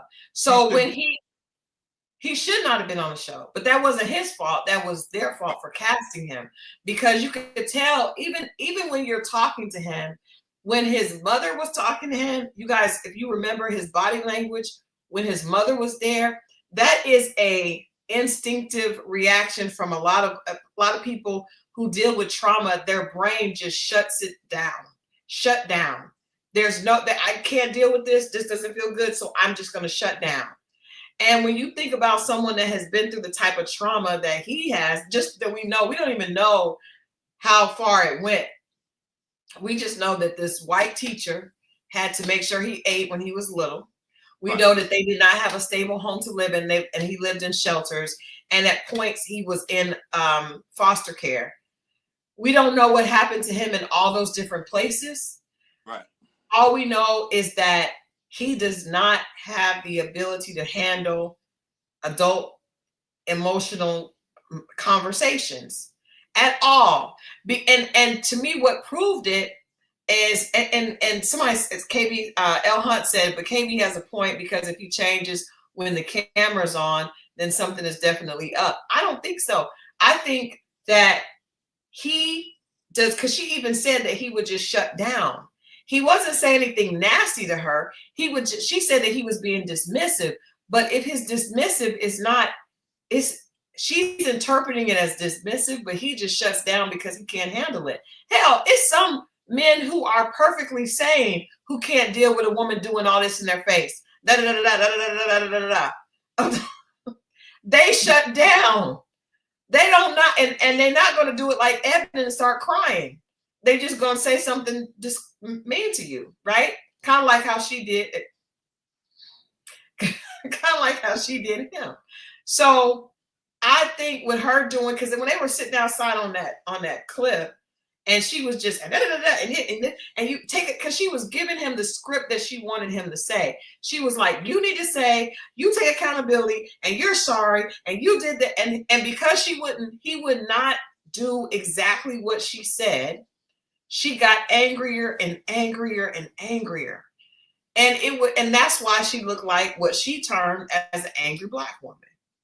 But what KB was shouting and Edmund was crying every day. When she said he cried 10 straight days after they left the pods, to me, and it's funny because as a woman, I feel empathy for him, but I also feel empathy for Patrick. As a man, you're saying, no, they need to man up. I understand there's a difference between men and women, how we look at stuff. Mental thing with him. With Patrick, I don't think, But Patrick, but everything is mental, though. It just may not be to the same degree, because we heard Patrick sitting there in that pod and say that he did not want to hear, he did not want to tell someone his culture and his race, and that he would want to date white girls, but always hear that he was cute to be Asian. Anybody that keeps signing up to be disrespected and basically tolerated, that's a mental illness. You don't think so? That's something's wrong with you. You keep signing up to be abused and to be picked over and discriminated against over at this age in your 30s. And I remember, and my son probably won't care if I say this. I remember when my son was in high school, and my son was always very brainy. He was always like in the gifted and talented class. And one of my guy friends and you, I was like, because I was worried about him because a lot of the kids would make fun of him because he called him a nerd or whatever. And one of my guy friends said, because my son started dating this girl, she was not an African American. And I talked to him about it, and I was like, well, and he says not, he really liked African American girls, but he was like, she likes me.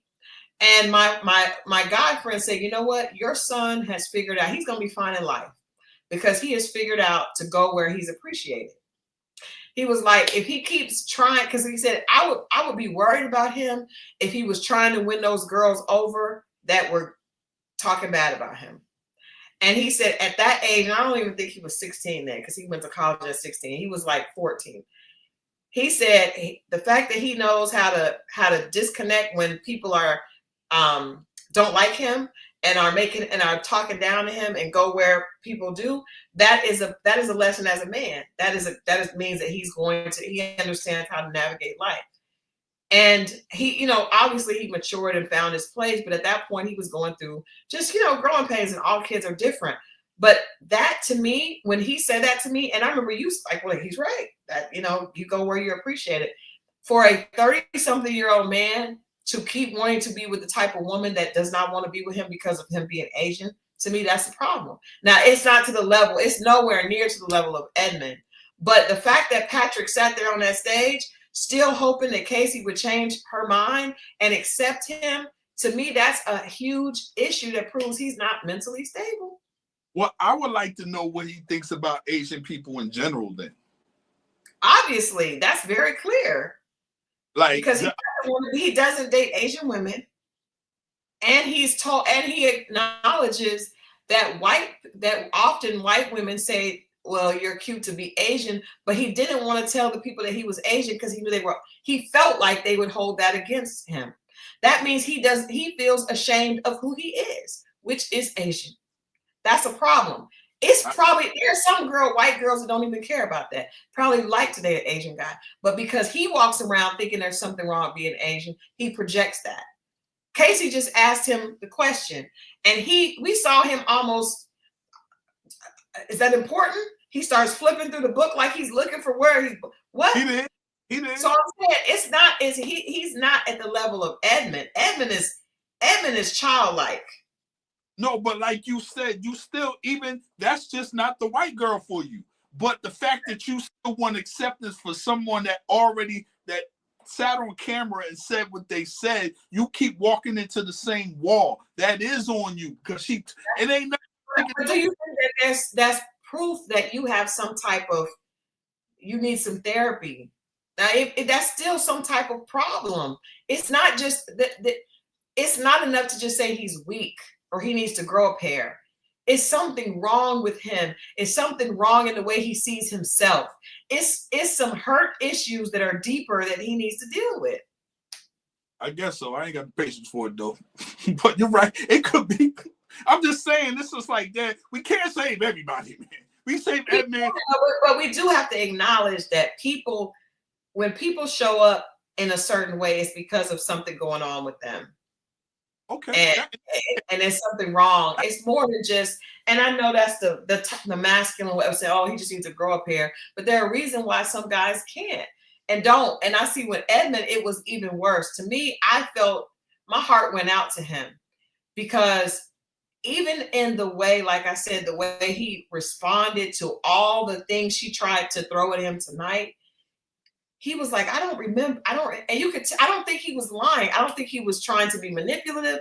I think he just has gone through too much pain and he has never learned to deal with it. And putting himself.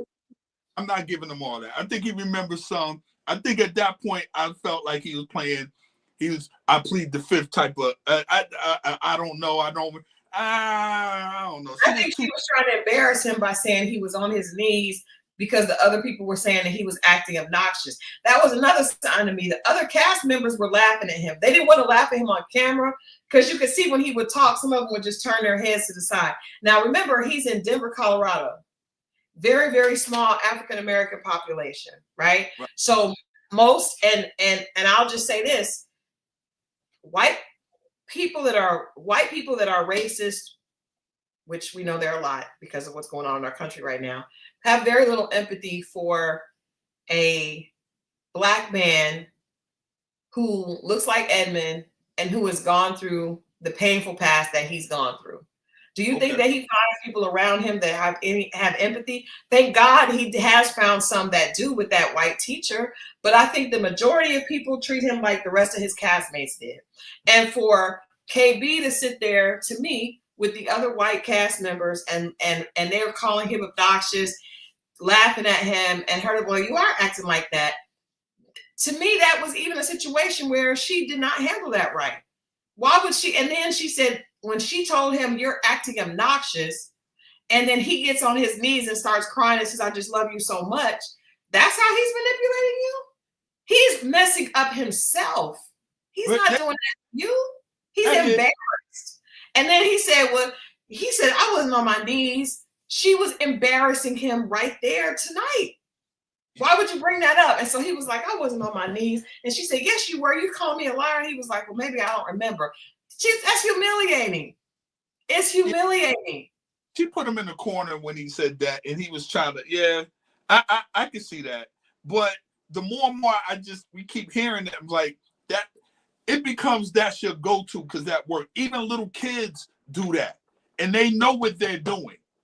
Even you're right. People that have issues, they know what works. They learn how to deal with them. They learn how to get away with it, right? But that doesn't mean that they're not, just because a person has, you can have, like, what do they call now? Like, if a person has, if a child, I've seen children that have like extreme, like just extreme learning disabilities, right? Extreme, where they may be like they may have the mind of like a 5 or 6 year old when they're like teenagers, right? I'm talking about extreme. Those children can learn to be manipulative, right? But if say you're 16 and he has the mind of a 4-year-old, he learns how to work in that space, right? But that doesn't mean, oh, you're just acting, you're just trying to manipulate me. He's doing what works because he has the mind of a 4-year-old. I don't. In that situation, dating, if you went out on a date, because right now you sound like you sound like a social worker. Like, you get it, but if you're in that position of in the pods and supposed to be dating, someone asks you to marry, you're looking at this person as a grown man. We're expecting this woman to take him on as a project. Let me tell you something. No, she said in that interview with AD that she knew he would be a sure thing. So she recognized anybody having a conversation with Edmund, I don't care if you can't see him, you know that things are not all there. Anybody. You see the rest of the way the cast interacted with him, the guys in the men lounge, she knew that she saw him as weak, and this is a way for me to stay on TV. I don't think she ever. I believe that. Yeah, she could stay on TV. So for me, if I ever went out with someone that I felt like I would never end up on a date with someone that I felt like that, because I would talk to them first, right? But even in interacting, and I do know some people that I've run into in life that you talk to that are mentally challenged. I would not end up on a date with them, but I would have empathy for them.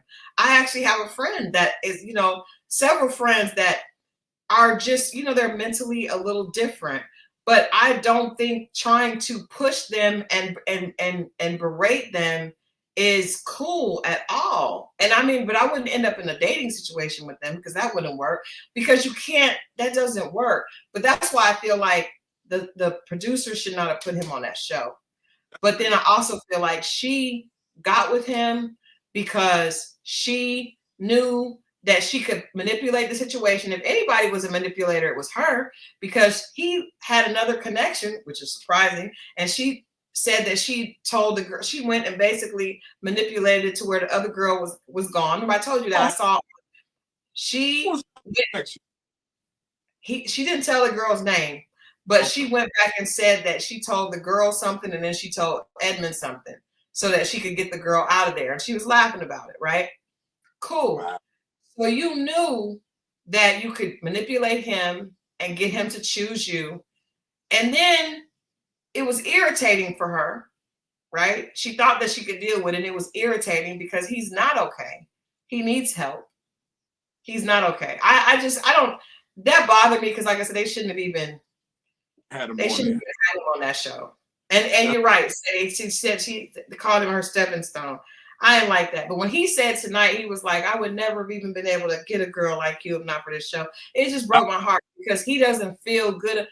I almost wanted to tear up. I did not like that. I cringed when he said that. I was like, don't say that, man. And the way he talks, he's not faking it. He really is not okay. And there's so many people that are like, ain't nothing wrong with him. And that's specifically in the African American community. So many people are like that. Ain't nothing wrong with that boy.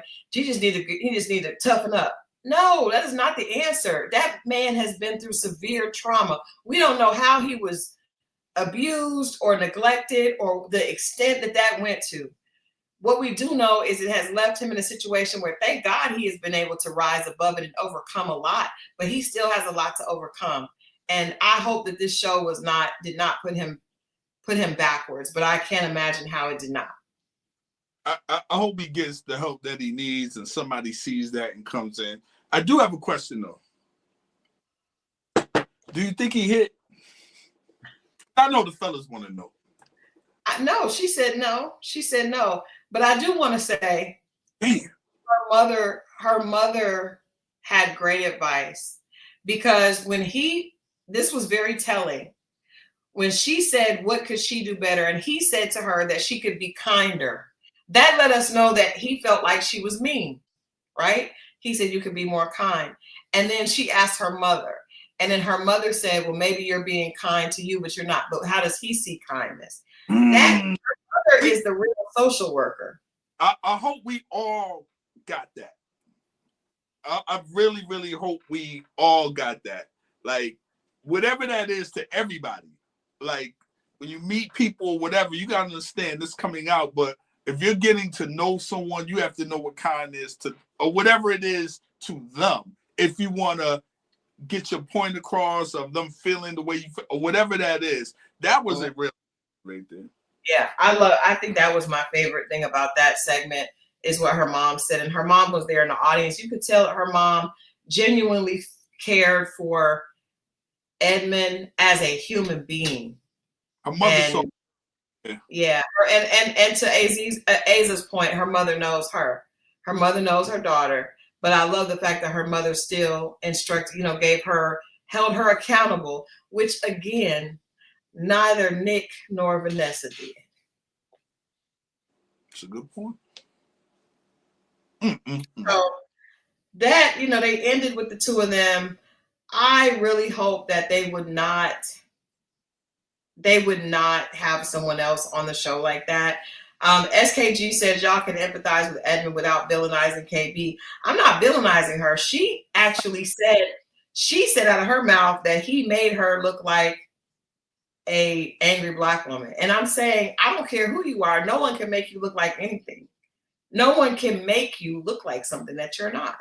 So for her to say that he made her mad and he didn't apologize and that made her yell on camera, no, he did not make her call him a bitch. This is like the story they hear with men. So maybe you ought be able to understand it this way. It's like the guy that hits his woman be like, you made me hit you. Yeah, it's the same thing. No, you don't make someone do that. And again, we're acting like she was a victim. All you had to do was leave the experiment. If he's making you that angry, walk away. You obviously are not in love with this man. We know that you don't want to be with this man. We know that. We know that. It's clear that you're not into him. You're trying to push it through to be on TV. But if you're that angry and that embarrassed to be seen with him, then just leave. You didn't have to stay to the wedding. You made that choice. And then you're going to tell him that he made you so mad that he made you. I kept telling him, stop making me look like this on camera. Girl, bye. He don't even know how to make it. He couldn't even make himself look like he was sane. How could he make you look like somebody? He can't even. He was in the men's lounge licking the floor. He could not make you look like nothing. That's it. He Right was in the men's lounge licking the floor. He said he was eating his boogers. Nobody that eats their own boogers can make me look any kind of way. I chose to do that because I stayed, and then I blew up on him. If you know you don't have patience, if you know that that's not what you're into, then leave. That's a good point. She chose. She. That is why. That's what I'm saying. He is not okay, and the producers ought to be ashamed. Damn it, man. Woo. Hopefully he gets the help. Somebody sees this. Something tells me we haven't seen the last of this brother. Somebody's going to reach out to him. We're going to be on somebody's show, getting some help, getting something. I don't think just the last. That is not like what help he needs. TV is not what he needs. He needs real therapy, but this is also a world that he may not get what he needs. He may just get more people wanting to use him to make fun of him. And, you know, it just makes me sad. I don't like that.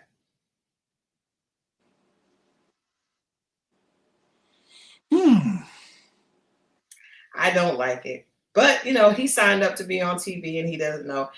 They didn't, Nick and Vanessa didn't ask him about anything, about him licking the floor, but him running imaginary sprints in the men's lounge. He was doing the baton race against nobody but himself. Like, it was numerous things. And KB said he was manipulating her. Girl, he is manipulating himself. They never asked them. They asked the other couples, like, so are you dating anybody now or nothing? They ain't even asked them that. I noticed that. Yeah, I did. Where was he at now? Was he? So a year and a half later, what are you up to, brother? Like, are you seeing some? Well, we know he's not seeing nobody that looks like KB. Yeah, well, that's not gonna happen again. I didn't like it, and KB, I'm sure has moved on, but I do think that she has a conscience because of her mom, and I think that she will feel bad about how she treated him. Right, and he did. Tonight she did. Tonight she came out wanting to defend herself because she sees how she's been looking online. That's a great point. Even though that was filmed a long time ago, but still. Yeah, he was sitting and spinning on the floor. Like, it was a lot. That was, again, what producer, what showrunner sees that and is like, oh, okay, this is a good idea. Do you think they would a Caucasian man do all that and have him on TV like that? I mean, we're of emasculation and not showing the masculine black man. I ain't seen one yet on this show. Honestly, I don't think that they would have. I think that because he's a black guy, they saw him as a caricature and cartoonish, and I don't think they would have had another race on there, specifically a white boy on there like that. There you go. And I hate that. I hate to admit that, but you're right. They would not. They had him with that pick in his hair, acting a fool. You know what I'm saying? All the stereo. Come on now. That's what I saw. I'm like, yo, why they? Come on, man. That's so messed up. Dressing the way you like, just I don't know. It just felt weird. And no, it did. It felt very weird. And I'm surprised more people aren't saying that. I'm surprised more people aren't saying, how you have somebody on there like that y'all know needs help. All you gotta do is and make fun of. You said what? Dr. Umar and them will say something if they seen it. Oh yeah. Yeah, Dr. Umar would, but should we be listening to Dr. Umar? He's not the great, but I'm just saying somebody that's very pro or claimed to be pro-black. You know how Right. that goes. Well, anything for tags and views, anything for viral likes and views. But I'm saying for real, like you're right, they would not have allowed. That is so messed up. And you know what's even worse? Now that you said that, to have a black man on there that needs help and take advantage of his shortcomings, and to have the main villain against him be a black woman. It is. In front of this white audience. There it is. There it is. Right in front of our face. There it is. Oh, I hate that. And then just like The Blind Side, they show the older white woman come in there and save the young black man. Great White Hope. Great White Hope. Y'all seen all them stories where they come and save the center from going down and be always some white person in the hood that save the community center? We done seen that movie a couple times. I hate that. One of my favorite sayings is this African proverb, physician heal thyself. Because I hate the idea that someone has to save us or that we need help, because even though I'm glad that white woman was there for him, right? I really am, because at the point where he was in school, he was a baby. You're in elementary school and you're not eating. Somebody needs to help you. And it doesn't matter. Color doesn't matter at that point. But I feel like at this point in our progression in 2025, there are enough amazing black men that should rally around other young black men that need help. There are enough amazing black women that can rally. Like, we don't need to look outside for help. I just think this is me off. Because he's in Colorado, we stated that. So maybe it wasn't that many black, It's not. My family lived in Colorado, and I told you that's why I didn't want to stay there. I was like, nah. And older people that, of authority or something like that, they're role models that could be, maybe.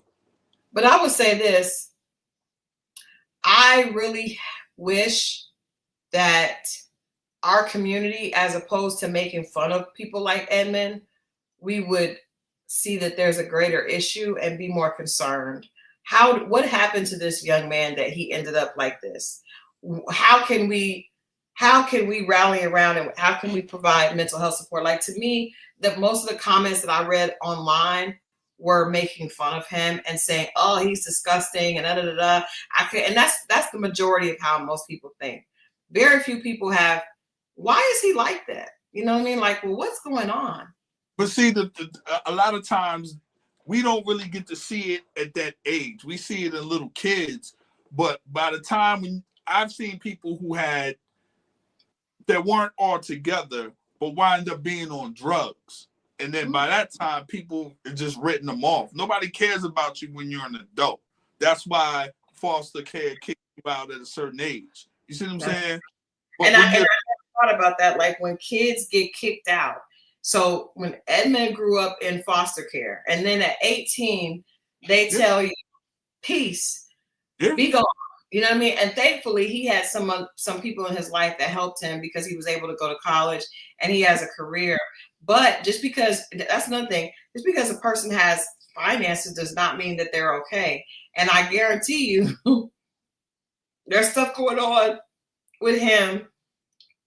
Even while I don't see how he could be an active participant in a relationship, because relationships are a mirror. You can't hide behind things, right? You can't hide anywhere when you're in a relationship.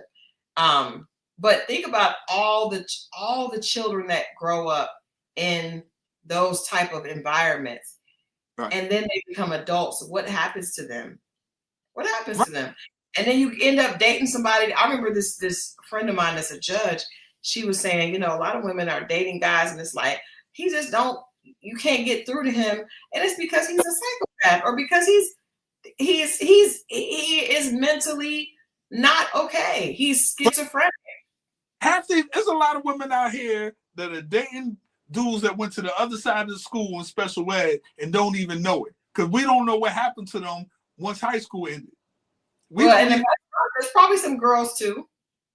And we out here dating. That's what I'm saying. Once you get a certain age, people feel like you're adult. People are dealing with their own issues. So we're not sitting up like, where'd you go to school? What class were you in? Were you in media reading? Were you this? Were you that? We don't know. They're let out here in this world, and we don't know who's who. Everybody's across the same.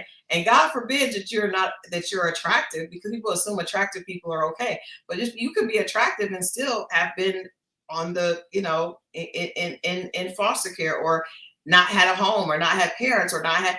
And it's funny because it's not funny, but it's sad because I saw on Instagram this or TikTok, somebody had posted where this guy was a caregiver, and this young girl was what we would I don't know what they call. They don't allow you to say the word that we used to call when we were younger.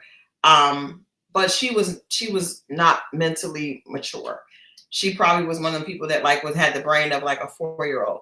But she was like a teenager, a young woman, and the man was trying to be intimate with her.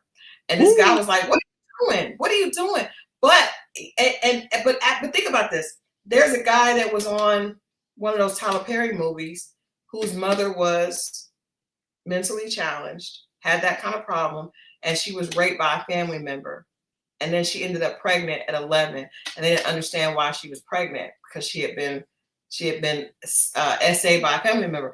Point is, people don't have empathy for other people that are really not okay. And I think sometimes, I don't know about other communities, because I really don't usually be caring about that, because I'm really focused on us, because that's what I am. And I feel like I can't really worry about, I want everybody to be okay, but you got to focus on where you are, right? And so I focus on us, because that's who I am. I was taught, you take care of your house first, right? And then you take care, of everything else later. But I have a huge problem with those of us in the Black community that have no empathy for people that have struggles that are foreign to ourselves. And I see Edmund as that. I honestly, I see Patrick as that in an extended way. But there are so many people in our community, and the comments online were so hateful and so cold, and and even the way he was treated. And I think KB did the best that she could. I think there could have been another girl that would have treated him way worse, right? That would have just made fun of him and just been just berated him and humiliated him. So I do think she tried to be as careful as she could. But I also think that's why I just feel like the show should be held accountable, because you put someone in a position that is not able to really take care of themselves, and you allow, and if because of what he is seeing about himself online caused him to do something that was hurtful to himself later, then everybody that is, everyone would feel horrible. You know what I mean? But it is predatory people, it's predatory behavior. And I think that we don't ever think about the other side of that. I have a friend that dated this guy that would tell her he heard voices, and he ended up committing suicide in front of her. And I remember us talking and not realizing, you're just dating guys. And you think he's cute, you think you want to help him, blah, blah, blah, blah. He's a project or whatever, because she was trying to help him. But a lot of people have serious problems, and dating does not fix those problems. In fact, it exacerbates them. And it's not because the person is trying to hurt the other person. They are just not okay themselves. Woo. I didn't went on a tangent, but I just don't like that situation at all with Edmund. It hurt my heart, and I really hope that he is okay, and that there will be people that will come into his life, maybe because of this show, that will help him, because the producers at Love is Blind saw a opportunity to ridicule this Black man who had gone through problems so that they could get ratings this season. Woo.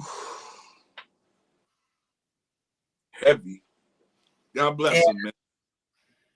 All right, Mo, you got to bring it up because I don't like to end on a low note, but it just bothered me. It just really bothered me. That bothered me.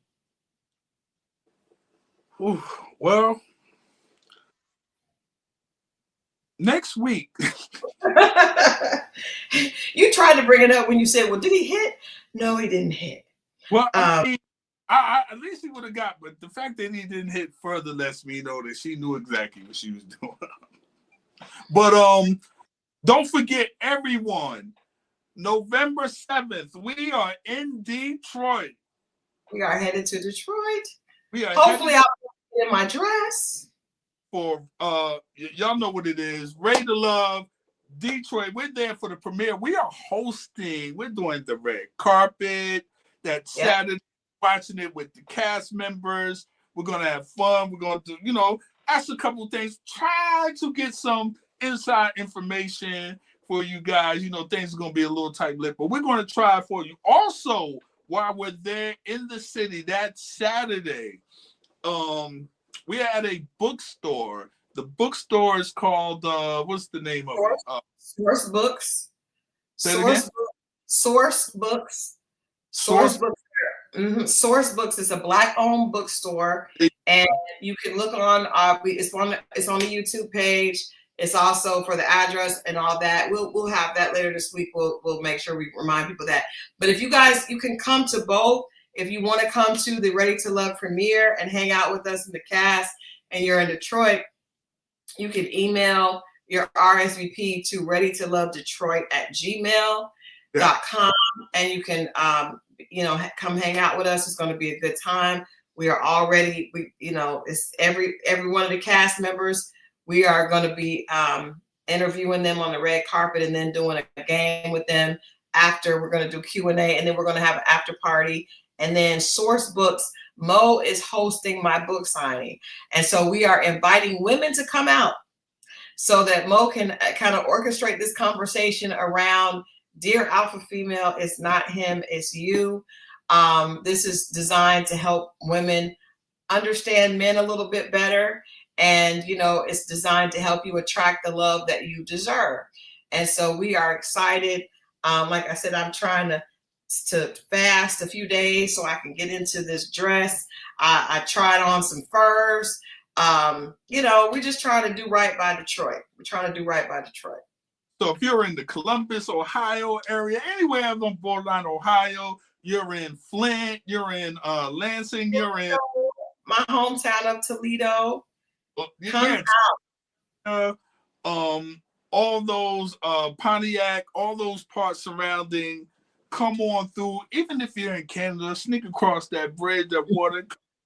We're gonna have a good time that Saturday and Sunday. Friday and Saturday. And then that Saturday, a little later on, we're doing the show. We're not doing the show that Friday, y'all. I want to be real clear. Yeah, we're gonna do the show late after we finish the book signing that night. Saturday night, we're gonna do.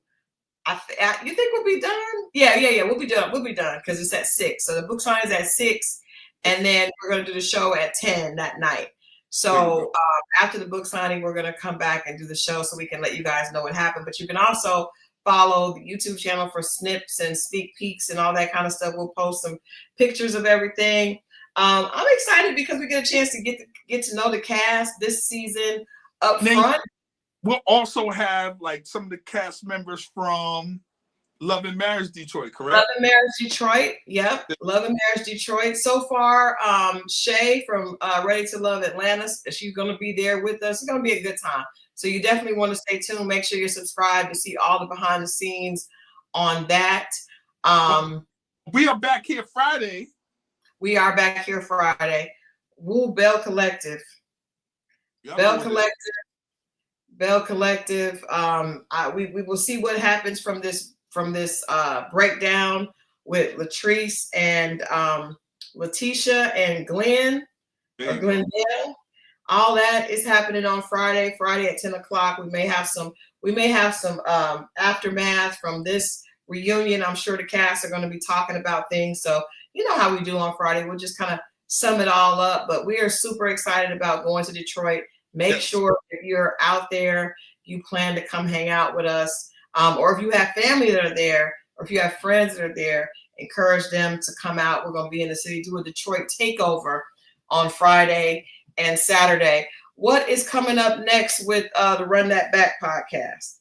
Run That Back. I think, oh man, we just dropped H-Town. Oh. So go check that out. That dropped yesterday. And any good songs besides Knocking the Boots? They actually did. It's a good, that album doesn't get enough play as it should, but people could go, we dived into it, we go through the whole track listing, they had a few other hits, and then you kind of do the history of how some of the songs came about. So it's an interesting episode with C Boogie and myself. And Friday, I'll let you know what we're dropping next week. Okay.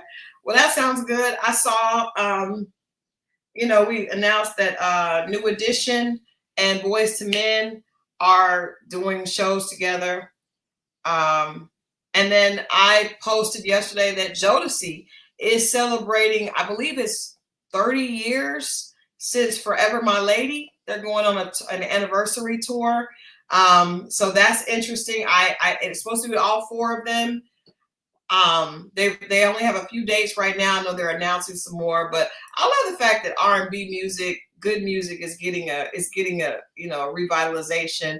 And I do think that I almost wish, and I know this could never happen, but I wish that Boys to Men and Jodeci, as opposed to Toni Braxton, even though I love Toni Braxton, although I'm a little concerned about her saying that her and Birdman celebrated their 1-year anniversary. I'm a little concerned.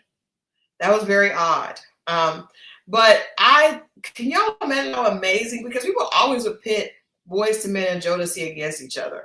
They were on tour with Hammer and TLC when they first came out, both of them. It's a possibility that could still happen. It maybe 2027, 28. That's still a possibility.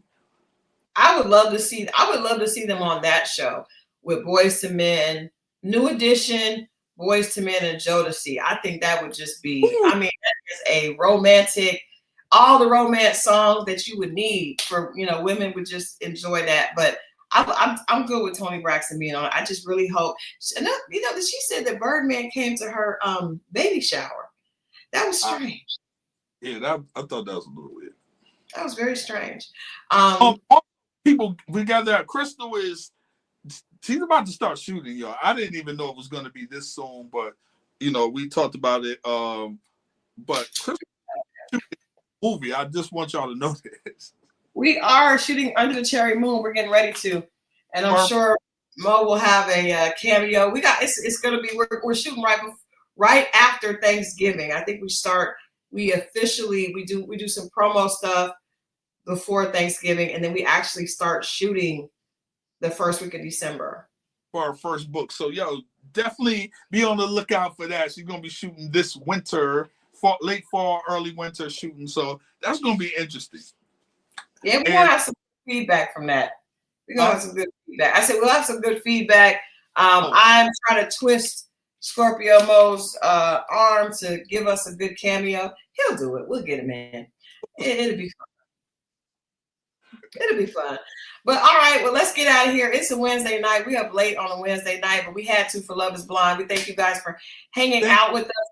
Make sure you guys are back here Friday at 10 for us to get into anything that we've learned for Ready to Love and the Bell Collective. And then, the following week, after we get back from Detroit, Love and Marriage Huntsville returns. So, it's always a lot going on here. Oh, last thing, you guys, I am doing Married at First Sight. So make sure that you tune in on Monday. You go. For the Married at First Sight recaps. I did the first one yesterday. What is that? What channel? When does that come on? So people Married at First Sight is on Peacock, and it also airs on Bravo in the place of King's Court.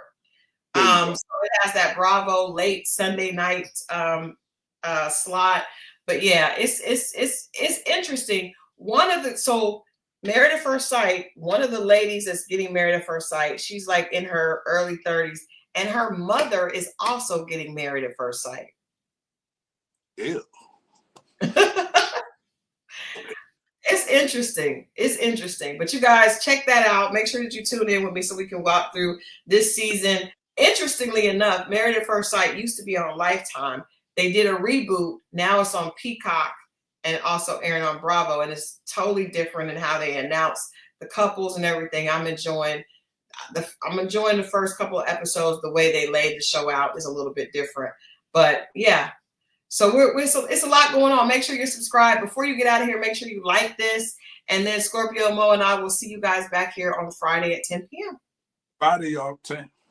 Y'all have a good one.